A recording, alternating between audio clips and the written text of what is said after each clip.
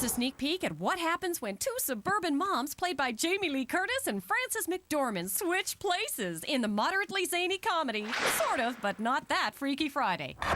Betty Gromwell was leading a normal life. She had a house, a husband, 2.5 children, and a dog. Nancy Quimner was leading a normal life too. She also had a house, a husband, 2.5 children, and a dog. Then one day, all of that changed. Kinda. Betty Gromwell and Nancy Quimner are switching places. Oh my God, I'm Betty Gromwell. Oh my God, I'm Nancy Quimner. Tanamount Pictures presents Sorta, But Not That Freaky Friday. A comedy about what happens when you switch bodies with someone you have a lot in common with. Betty, it's Nancy. I'm you. And I'm you. This is kind of weird. But not that weird. Hey, I got one for you. How are we going to sleep with our husbands without cheating? Why don't we propose wife swapping? Wife swapping? Oh, they'd never go for it.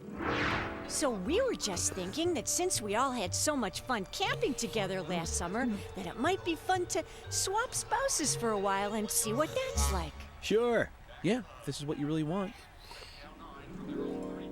Nancy, I've wanted to make love to you ever since we flirted at the Block Association meeting. Betty, I've wanted this moment ever since you made eyes at me in line at the post office. So, all these years, you've been flirting with my Bill. Well, you've been making eyes at my John. Ow! I'm going to ruin your life! Hey, Betty, check out your new tattoo. Ha! Check this out, Nancy. And so in closing, do unto thy neighbor as ye would have done unto thine self. I'm Nancy Quimner, and I believe God is dead. My name is Betty Gromwell, and I have sex with pillows. Pillows? God's dead. Well, it looks like we've ruined each other's lives. And yet our lives are still exactly the same. Want to try and switch back? Why bother? Sorta, But Not That Freaky Friday. Open soon at a theater near you. Okay, we are back, and I just want to say that our production assistant Carl is doing a really great job, and I hope he wasn't serious about you-know-what. What? The tape.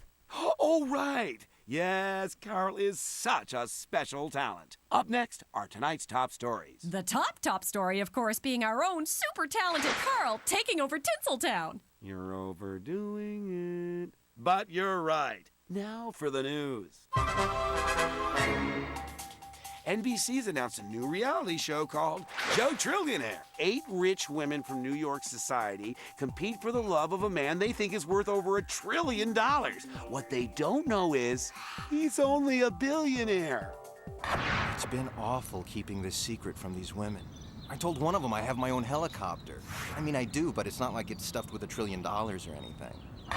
Adam West and Lou Ferrigno are looking to reprise the roles that made them famous in the new indie action flick, Batman Meets the Hulk. The two aging action heroes have put up their own money to make the film, which has already run into its share of problems. Apparently, certain aspects of these characters are copyrighted, like the Hulk being green, for instance. Green, pink, who cares? I'm still the Hulk on the inside, where it really counts. An Olsen triplet has been discovered. His name is Keith. He lives in Oswego, New York, and goes to a high school for kids with discipline problems. Mary Kate and the other one could not be reached for comment. And in a shocking music news development, MTV has decided to show music videos again. Wait, this just in, Jameson, MTV was only joking. It will, however, air a half-hour special giving a behind-the-scenes look at how these last 2 announcements were made. Let's go now to Julie Wyvern to bring us a very rare moment in the world of entertainment. Stephen King is about to take a break from writing. Julie? Thanks, Debbie Sue. I'm standing in Stephen King's office, where just since this morning, he's finished 2 thrillers and a collection of short stories. His break should be coming up any moment. Ah, there it is. Stephen King's writing break has begun.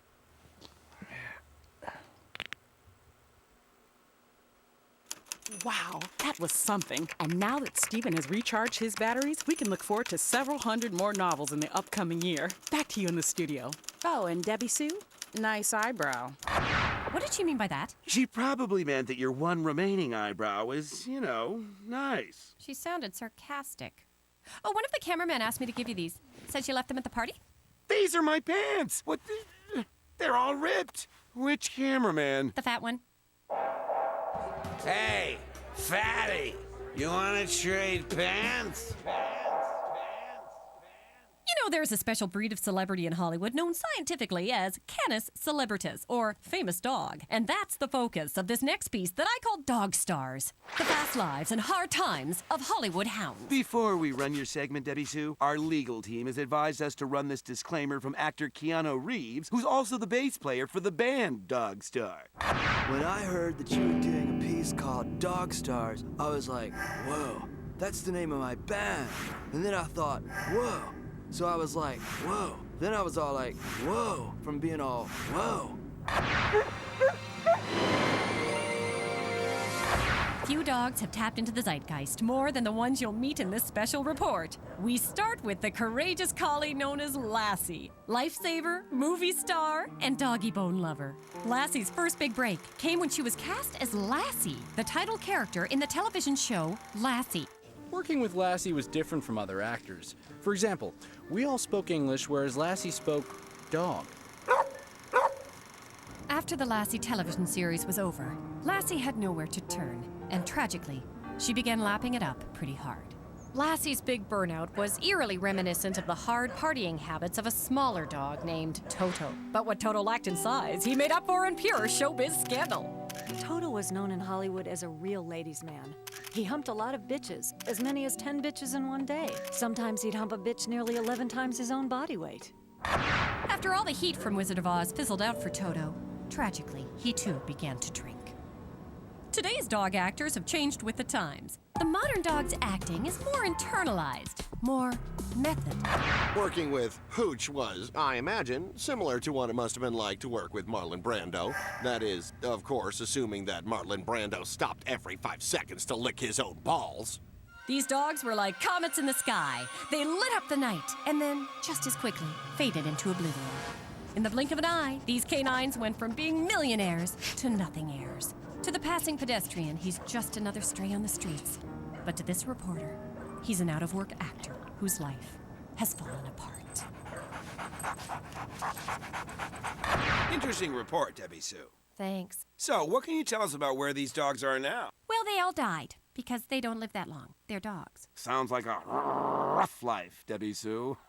Up next, we have the biopic everyone's buzzing about. The Stephen Hawking story starring Seth Green. This film is... Cut! What the... How dare someone... Ooh, it's our resident boy genius, Carl. Carl! I didn't know it was you. Great cut, by the way. I was rambling. Yeah, you were. Listen, Unky Mac has agreed to let me direct the rest of this episode because I was smart enough to videotape all you drunken bigwigs last night. And as long as I have that tape, it's my way or my way. Oh, great. Let's reset and go again, people! I think he thinks this is a movie set. Action. And we'll be right back. So, don't touch that remote. We have got to get that tape. Still to come, Tarantino's bloodiest banter yet. And quadriplegic's funny?